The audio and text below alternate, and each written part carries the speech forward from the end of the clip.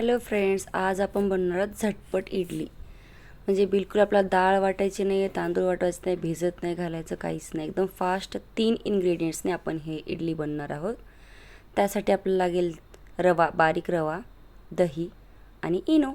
फक्त या 3च गोष्टीमध्ये आपण एकदम फटाफट अशी इडली बनवून घेणार आहोत. ब्रेकफास्टसाठी छान असं आहे हे आणि हेल्दी पण. ओके, तर हे पहा, मी काय केले, हे समप्रमाणात घ्यायचे. म्हणजे जेवढी दही घेतली आहे तेवढाच रवा. ठीक आहे. तर ही जी दही आहे याला अगोदर आपण छान असं फेटून घ्यायचं आहे.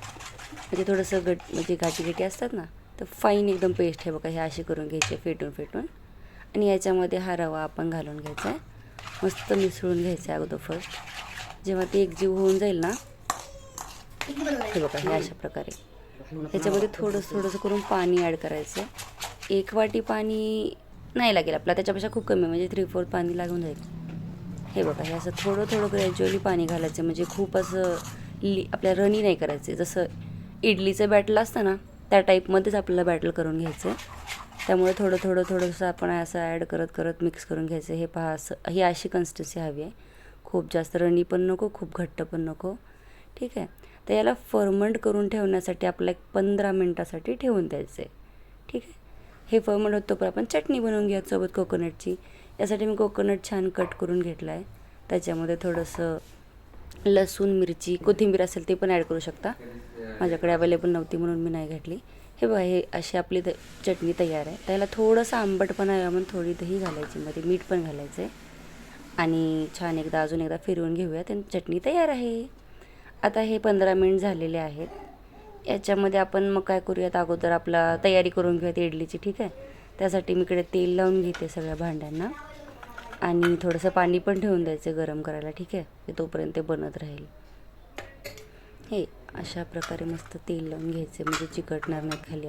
आपण रेग्युलर इडली करतो तसं. तर पाणी गरम झाले, तयारी झाली आहे. याच्यामध्ये इनो टाकून घ्यायचे 1 पॉकेट आणि काय करायचे, एकाच साईडनं फिरवायचे. म्हणजे रोटेशन, सेम डायरेक्शन, असं इकडे तिकडे नाही बघा, सेम डायरेक्शननं फिरवून छान मिक्स करून घ्यायचे. पाहू शकता किती जाळीदार बॅटल तयार झालं हे. मस्त ना एकदम. याला आता आपण मस्त साच्यामध्ये घालून घेऊयात. थोडंसं टॅप करायचं आहे आणि ठेवून द्यायचे. ओके, ठेवून झालेले आहेत. आता हे आपल्याला फक्त 10 मिनिट शिजवून घ्यायचं छान. तुम्हाला जर माझ्या रेसिपीज आवडत असले प्लीज सबस्क्राईब करा. अशा अजून मस्त रेसिपीज मी अपलोड करणार आहे. अच्छा, हे कसं बनलं पाहण्यासाठी ना, याच्यात चाकू असं हे करून बघायचा. जर त्याला बॅटल नाही लागले तर ते बनलेलं आहे. ठीक आहे, मी काढून घेतले. थोडंसं थंड झालं ना, आपण ह्याला सर्व करूयात. मस्त अशी इडली तयार आहे. स्पॉन्जी, पाहू शकता किती स्पंजी झाली आहे. ह्याला मी कट करून दाखवते तुम्हाला एक.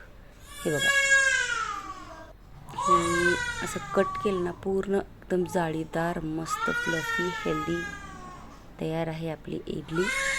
तुम्ही ट्राय करा आणि लाईक, सबस्क्राईब, शेअर करा. थँक्यू.